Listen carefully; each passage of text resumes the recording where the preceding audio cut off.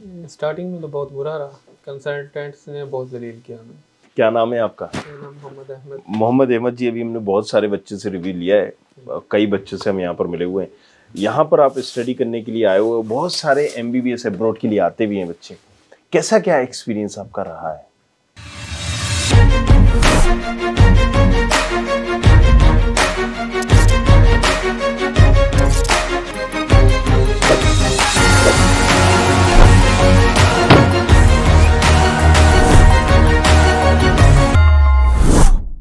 Starting में तो बहुत बुरा रहा। हाँ, लेकिन अब आहिस्ता आहिस्ता आप ढल गए हैं उस माहौल में। तो ढल बुरे में पहले क्या दिक्कतें आपको आई हैं? सबसे पहले तो दिक्कत ये आई कि कंसल्टेंट्स ने बहुत जलील किया हमें।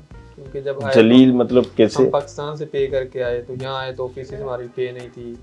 यूनिवर्सिटी मतलब वहाँ अपनी फीस उनको दे दी, लेकिन उन्होंने यहाँ नहीं दी। सबमिट की। तो इसकी बेसिकली वजह ये भी थी कि हम लोगों ने जब पे की थी तो डॉलर रेट कम था। तो जब हम यहाँ पे आए तो डॉलर रेट हाई चला गया। तो उन्होंने तभी पे नहीं की, अपने पास रखी, खुद यूज़ की, जो भी किया। जब यहाँ पे आए तो हमें सर सत्यजीत ने कहा कि फीस आपकी सबमिट नहीं हुई। तो फिर हम लोगों ने दोबारा मतलब उनको फोर्स किया कि पे की जाए। कुछ की हुई पे, कुछ की नहीं हुई, और कुछ कंसल्टेंट खुद रख गए। तो उसकी वजह से यूनिवर्सिटी ने कुछ बच्चों को रेस्टिकेट भी किया, स्टक ऑफ भी किया।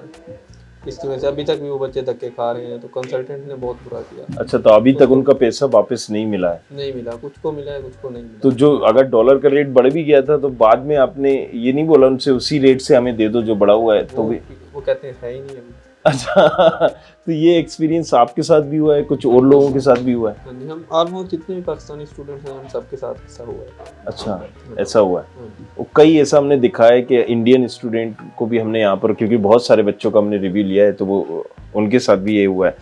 इससे बचने का क्या तरीका हो सकता है? मतलब क्या ऐसा आपको लगता है कि बचने का एक तो ये तरीका है कि यूनिवर्सिटी डायरेक्ट या तो अपना अकाउंट दे कि उसी में ही फीस लगवाई जाए। बच्चे पाकिस्तान से इनविटेशन वगैरह के पैसे लिए जाते हैं हमसे, जो कि यूनिवर्सिटी नहीं लेती। इनविटेशन के पैसे नहीं लेती, और ये पैकेज जो होता है हमें बहुत महंगा मिलता है।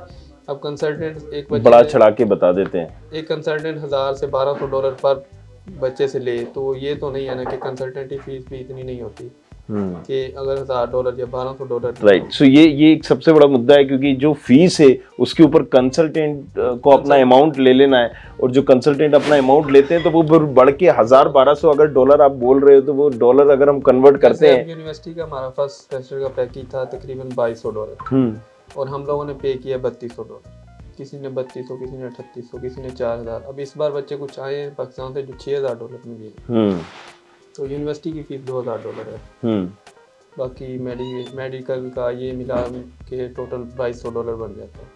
अच्छा, तो ये इस तरीके से। उसके अलावा हमें हॉस्टल जो है ना, पाकिस्तानी हॉस्टल अलहदा मिला था, उसके हालात भी बहुत बुरे थे। कैसा लगा रिश्ता आपको? हैं? लाखों में एक है, ऐसा रिश्ता ढूंढने से भी नहीं मिलेगा। एकदम सही कहा पंडित जी, हमें रिश्ता मंजूर है।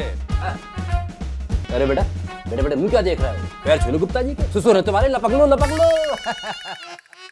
नहीं, आपके साथ तो ये नहीं। Before to take admission in any college, get reality of it. Student Khabri, हर कॉलेज की खबर। सो अगर हम, चलो अब तो आप मसला अलग रह रहे हो, राइट, सारी चीजें कर रहे हो, अलग रहने में क्या एक खर्च आ जाता है सारी चीजें का? मतलब हॉस्टल से कंपेयर किया जाए तो हमें ये उतना एक्सपेंसिव नहीं पड़ता, क्योंकि हॉस्टल में ही होता था एक तो खाना जैसे पाकिस्तान या इंडिया में होता है वैसा नहीं मिलता। कोई ना कोई डिफरेंस होता है, घर वाला तो कोई मिल नहीं सकता, लेकिन फिर भी डिफरेंस बहुत। यहाँ ये बंदा खुद बना सकता है जो दिल करे। वहाँ ये होता था कि आप खाना है या नहीं खाना, आपको पे लाजमी करना। ये नहीं था कि आप सिर्फ रहने के पैसे दे सकते हैं, हॉस्टल ले सकते हो, मेस ना लो, वो दोनों इंक्लूड। तो अभी आप जो है, अब आप, क्योंकि एक कहावत भी है हिंदी में, राइट, दही का छाछ का जला हुआ वो दूध का जला हुआ छाछ भी फूक फूक के पीता है। तो अब आप यूनिवर्सिटी के अकाउंट में ही जमा करते हैं? यूनिवर्सिटी के अकाउंट में हम पे करके रिसिप्ट दिखा। तो उसका तरीका यही है कि कंसल्टेंट का जो भी अमाउंट है या जो भी वो लेना चाह रहा है उसको दे दें, राइट, क्लियर बात करें कि आपका अमाउंट क्या है, और यूनिवर्सिटी का हम यूनिवर्सिटी में जमा करेंगे। तो जायज़ है वो कंसल्टेंट अपनी फीस लें, लेकिन जो है ना हमें मतलब सही गाइड किया जाए। हमसे वहाँ पैसे ले लिए जाते हैं और यहाँ पे जो है ना बहुत वो किया जाता है। तो फिर ये है कि वहाँ हम पे करके हैं और यहाँ पे हमारी पे भी ना हो, एक्स्ट्रा पे करके और यहाँ हमारी क्लियर भी ना हो, तो फिर तो मसले। क्या करते हैं आपके मामले? हाँ जी, पापा क्या करते हैं, मम्मी? मेरे पापा फार्मासिस्ट। अच्छा, फार्मासिस्ट है। तो उन्होंने जो जोड़ा होगा वो दे दिया, इसके बाद वो हमारा पैसा बर्बाद हो गया, फिर से उन्होंने फीस भरी, क्या किया फिर? नहीं नहीं, मेरी तो कंसल्टेंट ने फीस पे कर दी थी, हॉस्टल वगैरह का उसने नहीं पे किया था, तो यूनिवर्सिटी उसने क्लियर करवाई थी, हॉस्टल का फिर हम लोगों ने दोबारा पे किया। लेकिन आपको पापड़ बेलने पड़ गए होंगे। हाँ, वो तो डेली डीन ऑफिस जाना आना, वो बहुत दिक्कत होती थी। तो वो एक एक्सपीरियंस बहुत आपका खराब रहा है, इसलिए आप कह रहे हैं कि ये सारी चीजें थोड़ा सा देख परख के की जाए। ओके, सो इसके अलावा और कोई एक्सपीरियंस आपका जो अच्छा बुरा रहा हो?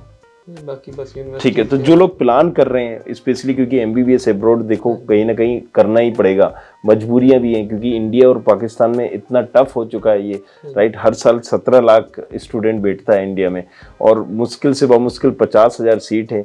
1 लाख के अंदर अगर हम बाकी सारी भी जोड़ें तो ये तो जरूरी है। तो किन चीज़ों का ध्यान रखना चाहिए और रखें ताकि वो ये सारी चीज़ों से बच सकते हैं? सबसे पहला तो ये ध्यान कि कंसल्टेंट को उसकी फीस दे दी जाए, लेकिन जो खुद यहाँ पे करनी है यूनिवर्सिटी की, वो खुद ही लेके आए तो बेटर है उनके लिए, नहीं तो कुछ भी हो सकता है। और कंसल्टेंट को हम कैसे क्या अच्छे कंसल्टेंट को ढूंढे, या फिर ऐसा जो है ना, रिकॉग्नाइज्ड हो, यूनिवर्सिटी से डायरेक्टली कॉन्टेक्ट में होना, उसको मतलब कि बेसिकली प्रिपेयर किया, वो प्रेफर किया जाए, क्योंकि वो डायरेक्ट यूनिवर्सिटी से होगा। नहीं तो ऐसे होता है कुछ स्टूडेंट भी कर रहे हैं ये काम, कुछ स्टूडेंट ही कंसल्टेंट बन गए, कुछ ऐसे कंसल्टेंट भी बन गए जो कभी गए नहीं, उन्हें कुछ पता ही नहीं है, एंड देन तो चलिए यहाँ पर कुछ चीज़ें आपने देखी और इन चीज़ों से बचना है, तो भाई ने जैसे सलाह दी है आपको वो एक्सप्लोर करें, जाने समझे, सारी चीज़ों को देखें, एंड फिर ही डिसाइड करें which one would be for you. Thank you very much, thanks a lot. Fill the profile analysis form given below.